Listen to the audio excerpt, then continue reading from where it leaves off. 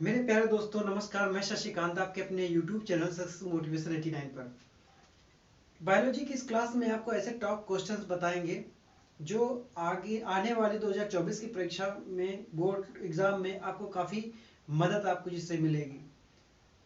कहते हैं कि अगर आपके हौसलों में अगर दम है, अगर आपके हौसलों में दम है तो आपको निश्चित सफलता मिलेगी ज़रूर।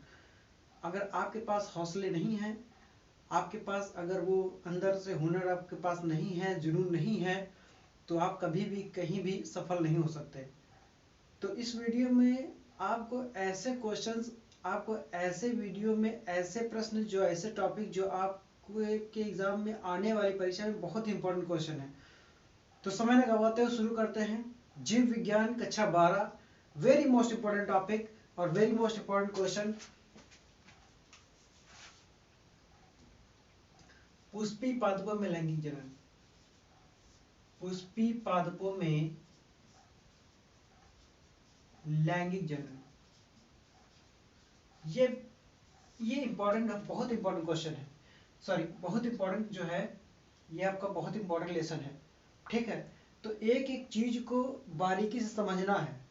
ठीक, क्योंकि इस लेसन से आपको ऑब्जेक्टिव क्वेश्चन 1 2 3 4 तो आपको मिल ही जाएंगे। 1 2 क्वेश्चन मिल जाएंगे पक्का पक्का, वरना इंपॉर्टेंट जो शॉर्ट वाले होते हैं और लॉन्ग वाले होते हैं इसी से आते हैं, बहुत अधिकतर इसी से बनते हैं। फॉर जैसे इसके पहले हम एक वीडियो बना चुके हैं, लेकिन फिर भी हम आपको अच्छे से हर एक चीज को बताएंगे। ठीक,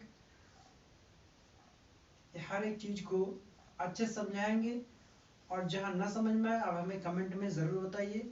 ये पूरा लेसन इसी से, अभी आज पूरे लेसन को आज ही खत्म कर देंगे यहीं पर। ठीक, एक एक चीज। अच्छा ये बताओ, ये हमने पुष्प का भाग बना लिया, अगर चाहें तो हम इस प्रकार से भी बना सकते हैं। ज्यादा बढ़िया तो हमें बनाना आता नहीं है, इस टाइप से भी बना सकते हैं। ठीक, तो हमने इसका आंतरिक भाग, यानी किसी भी फूल को हमने बीच से काटा है, और काटने के बाद में जब इस प्रकार से काटा जाता है तो उसका भाग, एक भाग कट जाता है, जब अलग अलग हो जाता है तो वही भाग में उठा के यहाँ रख दिया। तो इस पुष्प में हमें दो चीजें दिखाई देती हैं, एक होता है नर भाग और एक होता है मादा भाग। एक होता है नर भाग और एक कौन सा होता है, मादा भाग। अच्छा, नर भाग कौन सा है, तो ये वाला जो नर भाग को दिखाई दे रहा है तो इसको बोलते हैं नर भाग, ये वाला, जिसमें परागकोश और पुतंत्र पाया जाता है। ठीक, और ये वाला जो भाग जो मटकी तरह के दिखाई दे रहा है, बीन की तरह से दिखाई दे रहा है, ये वाला भाग है मादा भाग, जिसमें सबसे ऊपर वर्तिकाग्र, उसके नीचे वर्तिका, उसके नीचे अंडाशय, और उसी में होता है बीजांड। ये जो होते हैं, ये पुष्प का रंग प्रदान करने के लिए रंगीन, पूछा जाता है कि पुष्प का रंगीन भाग किसे कहते हैं, तो दलपुंज को कहते हैं। किसको कहते हैं, दलपुंज। कितने होते हैं, 5 से 6 के करीब होते हैं, क्योंकि हर पुष्प में दलपुंजों की संख्या अलग अलग होती है, तो इसलिए 5 और 6 मानते हैं। सबसे नीचे वाला भाग जो पुष्प को सहारा प्रदान करता है, जिस पर पुष्प लगा होता है, उसको बोलते हैं बाह्य दलपुंज। उसी को बोलते हैं क्या, बाह्य दलपुंज बोलते हैं। एक एक चीज को बारीकी समझेंगे भैया। अगर आपको कहीं भी अगर आपको डाउट लगे तो आप हमें जरूर कमेंट करके बताइए। बाह्य दलपुंज, बाह्य दलपुंज के ऊपर ये पुष्प लगा होता है, उसी को बोलते हैं पुष्पासन। उसी को क्या बोलते हैं, पुष्पासन, मतलब कि पुष्प का आसन, पुष्प का आसन। क्वेश्चन ये पूछा जाता है कि पुष्पों की जो खेती होती है, पुष्पों का जब अध्ययन किया जाता है, पुष्पों का अध्ययन वो किसके अंतर्गत आता है, किसकी स्टडी के अंतर्गत आता है, तो वो होता फ्लोरिकल्चर। याद कर लेना भैया, वेरी मोस्ट इंपॉर्टेंट क्वेश्चन है ये, फ्लोरिकल्चर। पुष्पों का अध्ययन जिसमें किया जाता है उसको बोलते हैं भैया क्या, फ्लोरिकल्चर। पुष्प में पुष्प के दो भाग होते हैं, एक होता है नर भाग और एक होता है मादा भाग, एक होता है दलपुंज और एक होता है बाह्य दलपुंज, जिसमें मेन पार्ट होता है किसका, नर भाग का, और एक होता है मादा भाग का। मादा भाग में क्या क्या पाया जाता है, वर्तिका पाया जाता है, वर्तिका, अंडाशय और बीजांड। ये वाला जो भाग है, ये वाला है अंडाशय का, ये वाला भाग है बीजांड का। सॉरी, ये वाला भाग अंदर वाला बीजांड है, बाहर वाला अंडाशय का। ठीक, और नर वाले भाग में परागकोश और पुतंत्र पाया जाता है। अच्छा, दूसरी बात और, अब हम एक एक पार्ट को समझते हैं अच्छे से। ये है आपका ये वाला जो भाग है ये है मादा भाग, और वहीं पर ये वाला जो भाग बनता है वो है नर भाग। ये मादा भाग है और ये है नर भाग।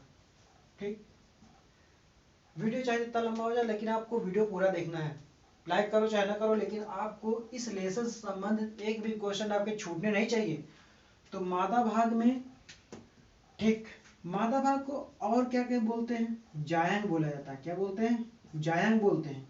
उसी को स्त्री केसर बोला जाता है। ठीक, नर भाग को पुमंग बोलते हैं, पुमंग, और इसी को बोलते हैं पुंकेसर। ठीक, क्वेश्चन आता है कि नर का भाग, पुष्प के नर का भाग कौन सा होता है? तो चारों में से दो में से तो कोई भी, या तो पुंकेसर हो सकता है या तो पुमंग, दोनों में से दो ऑप्शन नहीं रखता है, हमेशा एक रखा जाता है। उसी प्रकार से मादा भाग पूछा जाता है कौन सा होता है? तो जायंग या तो फिर स्त्री केसर। ठीक, जब इस पराग कोश से पहुंच निकल कर पराग कण मादा भाग के वर्तिकाग्र पर पहुंचते हैं, वर्तिकाग्र पर पहुंचते हैं, तो पहुंचने की क्रिया को बोला जाता है परागण। एक चीज तो समझ लो, परागण की छोटी सी डेफिनेशन है, बहुत सरल डेफिनेशन है। जब पराग कोश से पराग कण निकल कर कहाँ पहुंचते हैं? मादा भाग के वर्तिकाग्र पर पहुंचते हैं, तो पहुंचने की क्रिया को बोला जाता है क्या? परागण। परागण भैया कई प्रकार के होते हैं, मतलब कई प्रकार, मतलब ये नहीं कि 10-20 प्रकार के, मतलब परागण सिर्फ दो प्रकार का होता है। एक होता है स्वपरागण और एक होता है पर परागण। स्वपरागण और एक क्या होता है? पर परागण। अच्छा, अब हम एक पौधा बनाते हैं। ठीक, एक पौधा बना ले रहे हैं ताकि आपको अच्छे से समझ में आ जाए। इधर भी एक पौधा बना ले रहे हैं। ठीक, ये सपोज करते हैं फूल है, यहाँ भी सपोज दैट फूल है। ठीक, ये इधर पत्तियां लगी हुई, ये भी इधर पत्तियां लगी हुई, ये भी पत्तियां लगी हुई हैं, यहाँ पर ये पत्ती लगी हुई, यहाँ पर ये पत्ती लगी हुई, यहाँ पर ये लगी हुई है, यहाँ पर ये भी एक फ्लावर है। अब ये बताओ, यहाँ से परागकण जब पुष्प वाले भाग से परागकण पहुंचेंगे, यहाँ अगर पहुंचना होगा तो बताओ किसके माध्यम से पहुंचेंगे? ये तो या तो वायु के माध्यम से पहुंचेंगे उड़कर, या तो फिर कीट के माध्यम से पहुंचेंगे, या तो फिर जंतु के माध्यम से पहुंचेंगे। बताओ, है क्या जल के माध्यम से तो पहुंच नहीं सकता।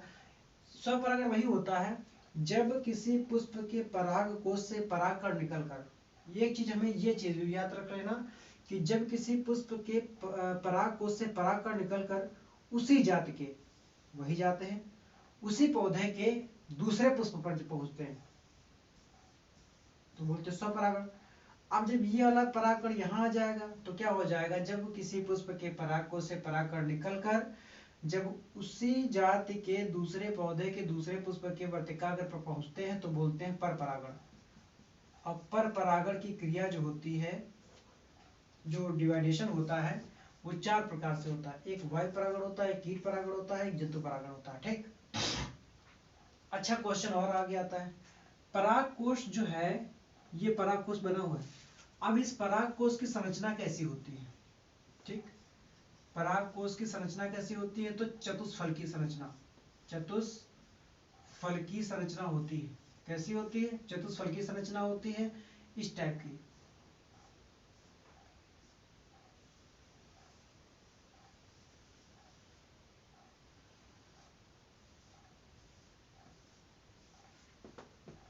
ये है भैया एक पराग कोश, ठीक, जिसमें पराग को ठसाठस भरे होते हैं, बिल्कुल उल्टास भरे होते हैं। ठीक, अब ये पराग कोश है।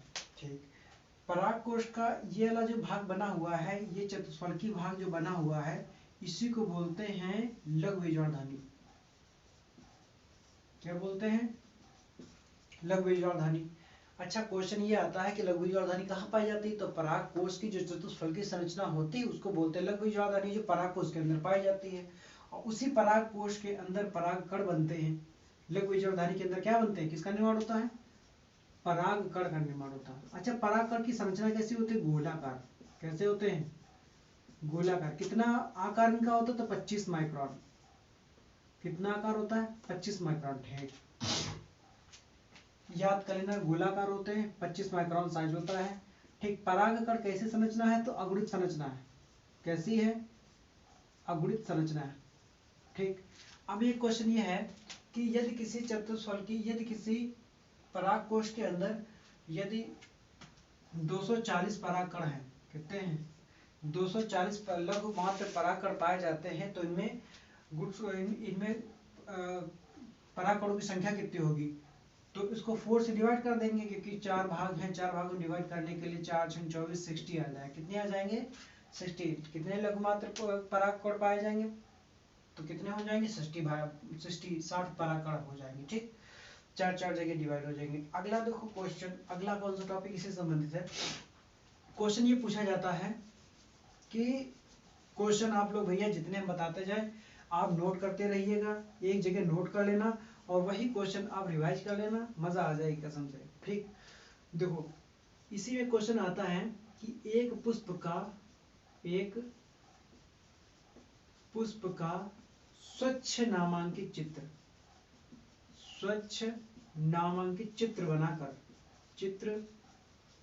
बनाकर इसके समस्त भागों का वर्णन कीजिए। इस टाइप में क्वेश्चन आता है। ठीक, क्वेश्चन नोट डाउन कर लीजिए।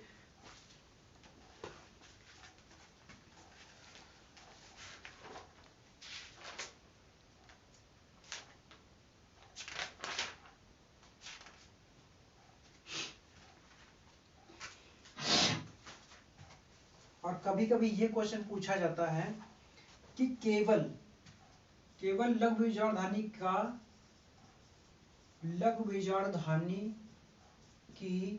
नामांकित चित्र बनाइए। का नामांकित चित्र, ये भी क्वेश्चन बहुत पूछा जाता है। तो नामांकित चित्र ये बना हुआ है सामने। अच्छा, कभी कभी क्वेश्चन ये पूछा जाता है कि परागकण का स्वच्छ नामांकित चित्र बताओ। परागकण का स्वच्छ नामांकित चित्र बनाइए। ठीक, तो परागकण हमने बताया था कैसा होता है, गोलाकार होता है, इस टाइप का। देखो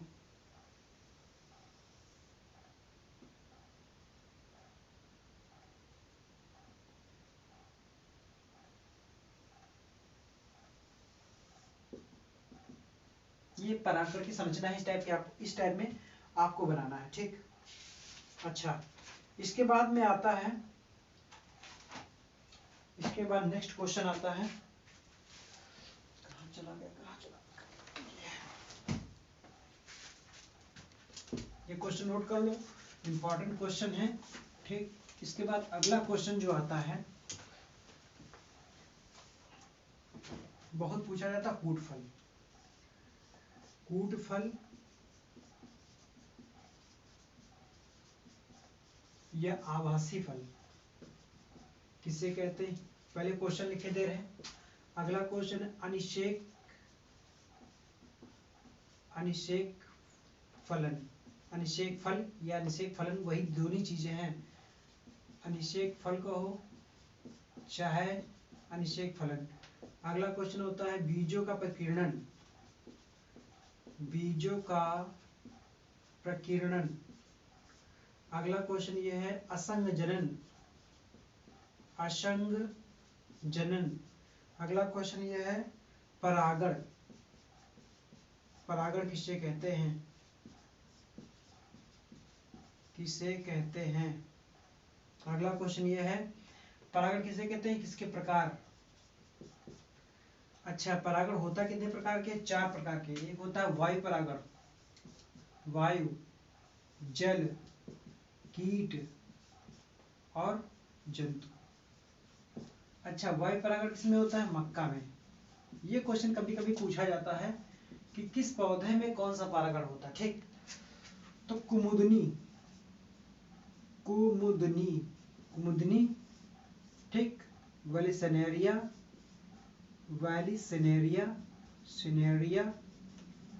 और हाइड्रिला, ये 3 ऐसे पौधे जिनमें जल परागण होता है। कीट परागण देखो, साल्विया अंजीर में जो है कीट परागण होता है। तो वायु परागण मक्का में, जल परागण कुमुदनी, वैलिसिनेरिया, हाइड्रिला में, कीट परागण साल्विया और अंजीर के पौधों में, और बाकी जो बचा वो आ जाता है जंतु परागण। ठीक, समझ में आ गया। अच्छा, अगला देखो क्वेश्चन, ये 4 प्रकार के होते भी, इनके लाभ और हानि ये दोनों भी पूछा जाता है बहुत ज्यादा। अगला क्वेश्चन आता है कि मकरंद, मकरंद, मकरंद कहाँ पाया जाता है? हाँ, ये क्वेश्चन बहुत इंपॉर्टेंट है कि मकरंद कहाँ पाया जाता है, मकरंद होता क्या है। अगला क्वेश्चन ये है कि पुष्प का रंगीन भाग, जो रंगीन भाग होता है वो किसे बोलते हैं। अगला क्वेश्चन ये है कि फल तथा बीज में अंतर, तथा बीज में अंतर। इसके बाद में आता है जनन या निषेचन, निषेचन किसे कहते हैं। अगला क्वेश्चन ये है, निषेचन रखो ज्यादा, ठीक है। अगला क्वेश्चन ये है, तो ये क्वेश्चन भी पहले आप नोट कर लीजिए, फिर के बाद बारी बारी से आपको बताते हैं। बाय द वे, अगर कोई फिर भी क्वेश्चन अगर छूटा जा रहा है तो मैं आपको इम्पोर्टेंट जो क्वेश्चन, अगर by chance by the way आपका इम्पोर्टेंट क्वेश्चन अगर कोई छूट रहा है तो फिर से एक बार देखे ले रहे हैं, जो इम्पोर्टेंट है बहुत ज़्यादा, जो बहुत ही ज़्यादा इम्पोर्टेंट क्वेश्चन है। अगर वो आपके छूट जाते हैं तो क्या फ़ायदा। परागण हो ही गया, ठीक बता दिया सॉल्विया में, और निषेचन पुष्प का हो गया, भ्रूण, और पुष्पिका बीजों में प्रकीर्णन हो गया, वायु परागण, ठीक है, बहुभ्रूणता, हाँ वेरी गुड। एक आता है क्वेश्चन बहुभ्रूणता, बहुभ्रूणता किसे कहते हैं, ठीक। और कौन सा आंशिक फलन हो गया, बहुभ्रूणता, असंयोजन बता दिया, स्वपरागण पर परागण में अंतर, वेरी गुड, स्वपरागण व पर परागण में अंतर, ठीक। इसके बाद अगला क्वेश्चन है, रात में खिलने वाले पुष्प प्रायः श्वेत रंग और सुगंध वाले होते हैं क्यों। रात में खिलने वाले पुष्प श्वेत और सुगंध वाले होते हैं क्यों। पुष्प सफेद व सुगंध वाले होते हैं क्यों होते हैं, क्योंकि रात में जो है कीट परागण होता है। हमेशा बात याद रखो कि रात में जो होता है ना तो वायु परागण होता है, वायु परागण मक्का में केवल होता है, कीट परागण साल्विया और अंजीर में होता है। लेकिन फिर भी कुछ ऐसे कीट होते हैं जो उनकी सुगंध को लेकर के, सफेदी को लेकर देकर आकर्षित होते हैं, और आकर्षित होने के बाद वहां पर परागण की क्रिया संभव कर, परागण जो प्रारंभ कर देते, उस परागण की वजह से जो है रात में खिलने वाले पुष्प जो है सुगंध वाले होते हैं, ठीक।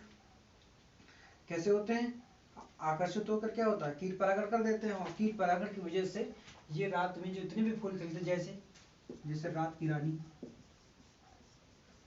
रानी को बेला बोलते हैं शायद, बेला सबसे ज्यादा खुशबू देता है रात में, क्योंकि रात में कीट परागण होता है, कीट परागण होने के बाद में वो ज्यादा सुगंधित हो जाते हैं। और अधिकतर ये जो जितने भी फूल पुष्प हैं वो सभी सफेदी रंग के होते हैं, ठीक। अगला क्वेश्चन है दोहरा निषेचन और तिहरा निषेचन। दोहरा निषेचन किसे कहते हैं, दोहरा निषेचन और त्रिसंलयन बोलते हैं इसी को, त्रिसंलयन, ठीक। एक ये 2 3 4 5 6 7 8 9 10 11 12 13 14 15 क्वेश्चन है मात्र, जो बहुत ज्यादा इंपॉर्टेंट है, बाकी पूरा काम खत्म। अब अच्छा देखो, इसमें और एक क्वेश्चन पूछा जाता है कि बीज का निर्माण कहाँ होता है। तो बीज का निर्माण हमेशा बताते हैं बीजांड में, फल का निर्माण अंडाशय में, ठीक। बीज का निर्माण बीजांड में, फल का निर्माण अंडाशय में होता है। आते स्वपरागण पर परागण हमने बता दिया था अभी पहले जब डेफिनेशन बताई थी। कूट फल या आभासी फल कौन होते हैं। देखो कूट फल, आभासी फल मोस्टली वे होते हैं जिनमें या तो बीज नहीं होते हैं या तो अल्प मात्रा में, कुछ मात्रा में, थोड़ी सी मात्रा में बीज पाए जाते हैं। जैसे सेब में, सेब एक आभासी फल और कूट फल भी है। सेब की जगह यहाँ केला भी हो सकता है, केला भी है। सेब, केला, अंगूर कि देखो इनमें या तो बीज होते हैं या तो बिल्कुल ही नहीं होते। होते ही मतलब यह है कि बहुत ही कम होते हैं, नाम मात्र होते हैं। तो जहाँ पर नाम मात्र बीज होते हैं या नहीं होते हैं तो वहां पर उस फल को बोला जाता है आभासी फल या कूट फल। आप एग्जाम्पल में केला या अंगूर या सेब कुछ भी लिख सकते हैं। अनिश्चयक फलन क्या होता है? अनिश्चयक फलन ये होता है कि जहां पर फल का निर्माण पुष्पासन से होता है। जहां पर फल का निर्माण कहाँ से होता है? पुष्पासन से होता है, वहां पर बोला जाता है अनिश्चयक फल। उसी को बोलते हैं या तो फिर अनिश्चयक फलन बोलते हैं। दोनों की डेफिनेशन एक ही है।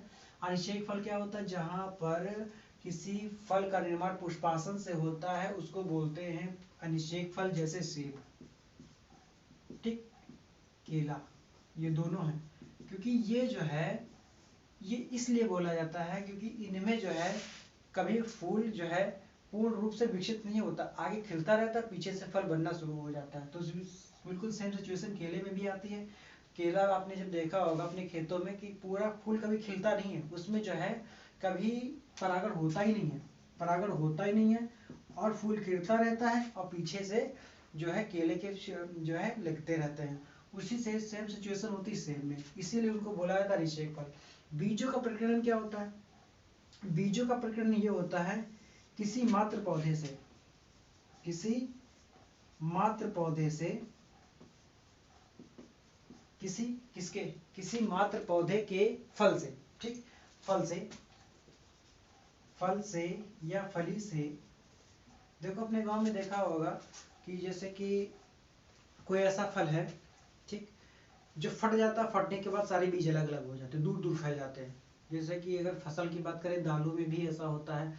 जैसे उड़द की दाल जो छिलकी फलियां होती, फली मटर की फली होती है, जितनी भी फलियां होती हैं तो वो क्या करती, चटक जाती, चटकने के बाद में उनके जो बीज होते हैं दूर दूर फैल जाते हैं। तो जो दूर दूर जो बीज फैल जाते हैं, फल के बाहर निकलते हैं या फली से बाहर निकल कर जो दूर दूर फैल जाते हैं, दूर दूर जो फैलते हैं, तो फैलने की क्रिया को ही क्या बोला जाता है? बीजों का प्रकीर्णन बोला जाता है। क्या बोला जाता है? बीजों का प्रकीर्णन बोला जाता है, ठीक। अच्छा, बीजों का प्रकीर्णन कई प्रकार से होता है, कई तरीके से फैल सकते हैं। देखो, चाहे अगर हवा चलेगी तभी अपने मन से ऑटोमेटिक चले जाएंगे। तो वायु के द्वारा भी प्रकीर्णन होता है, वायु के द्वारा प्रकीर्णन होता है। और जैसे कोई जंतु जैसे किसी शाखा को हिला देता है तो जंतु के द्वारा भी होता है, प्रकीर्णन होता है। जंतु के द्वारा बीजों का प्रकीर्णन, वायु के द्वारा बीजों का प्रकीर्णन, ठीक। और इसके महत्व भी बता पूछे जाते हैं बहुत कम। इसके बाद असंग जनन आता है। देखो, असंग जनन, जनन यहाँ तो असंग जन या फिर असंग जनन दोनों एक ही हैं। असंग जन या दोनों असंग जनन दोनों एक ही हैं। बिना निषेचन किए, बिना जनन किए जहां पर किसी फल का निर्माण होता है उसको बोला जाता है असंग जनन। जहां पर बिना जनन किए, बिना निषेचन के, बिना परागण के जहां पर किसी फल का निर्माण होता है उसको बोलते हैं असंग जनन। सिंपल डेफिनेशन है। इसके बाद परागण तुमने बता दिया। परागण क्या होता है? जब किसी पराग कोश से परागकण निकलकर और मादा भाग के वर्तिकाग्र पहुंचते हैं तो पहुंचने की क्रिया को बोला जाता है परागण। मकरंद क्या होता है? मकरंद मान लो कोई फूल है, फूल के अंदर जब तितली बैठती है, बटरफ्लाई बैठती है, मधुमक्खी बैठती है, तो बैठ के वहाँ कोई गाना थोड़ी ना गाती है। क्या करती है? वहीं पर जैसे सपोज दैट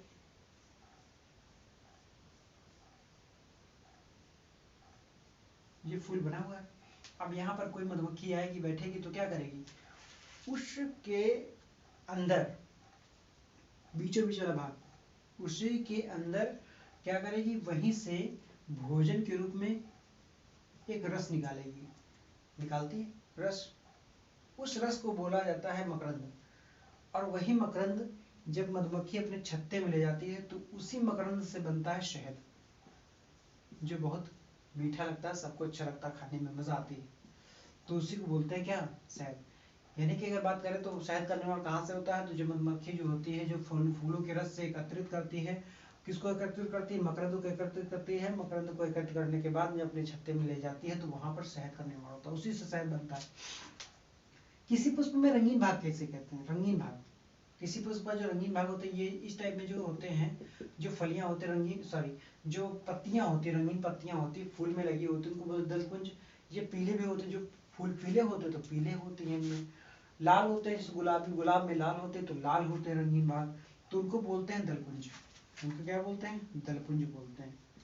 तो दलकुंज जितने भी होते हैं वो सारे रंगीन होते हैं, पीले होते हैं, लाल होते हैं, गुलाबी होते हैं, सफ़ेद होते हैं, जैसे सदाबहार होता है, चमेली है, उनमें सब में कैसे होते हैं? सफ़ेद होते हैं। तो सफ़ेद का मतलब जितने भी फूलों में जो फलियां कलियां जो लगी होती हैं उनको बोलते हैं क्या?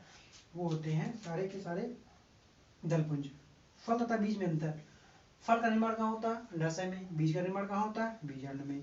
दूसरी चीज ये कि फल में फलबत्तियां खाई जाती हैं। फल में क्या होती हैं? फलबत्तियां होती हैं, बाय फलबत्ती होती है। फलबत्ती अगर क्वेश्चन है इसका दूसरा अंतर अगर बात करें तो फल जो है 3 फलबत्तियों में मिलकर बना होता है। ये बीजावरण में से बना होता है मिलकर के, ठीक। बीजावरण मतलब कि बीज के ऊपर का जो आवरण होता है उसको बीजावरण बोलते हैं। अगला है बहुभ्रूणता। बहुभ्रूणता मतलब कि होता है जब किसी पुष्प से, जब किसी फल से या बीज से अनेक भ्रूण निकलते हैं, अनेक भ्रूण निकलना बहुभ्रूणता कहलाता है। जब किसी पुष्प या बीज या फल से जब कभी अनेक भ्रूण निकले तो उसको बोला जाता है बहुभ्रूणता। अच्छा, सबसे पहले लेंटोनी व लियोन हॉक ने इसकी खोज की थी। लेवन हॉक ने खोज की थी कब? 1798 में खोज की थी। किसमें की थी? संतरों के बीजों में। संतरों के बीजों में सबसे पहले इसकी खोज की थी, ठीक। अगला क्वेश्चन आता है कि किसी मात्र पर नहीं, ये हो जाता है बहुभ्रूणता। इसके बाद अगला क्वेश्चन है तो रात में खिलने वाले, तो हमने बता दिया। तो इसके बाद आता है परागण। परागण जो है ये बहुत इंपॉर्टेंट है, आप परागण बहुत अच्छे से याद कर लीजिए, ठीक। तो ये पार्ट 1 से संबंधित हमने बिल्कुल फास्ट ट्रैक रिवीजन, मतलब बिल्कुल फास्ट बिल्कुल करा दिया हमने। पहला पार्ट है, जो इतने भी क्वेश्चन थे इंपॉर्टेंट हमने सब बता दिए, ठीक। और क्वेश्चन ये अगर पूछा जाता है कि परागकण को पोषण कहाँ से मिलता है, तो होता है टेपिटम। टेपिटम, ठीक। परागकणों को जो पोषण मिलता है वो कहाँ से होता है? टेपिटम से प्राप्त होता है, ठीक।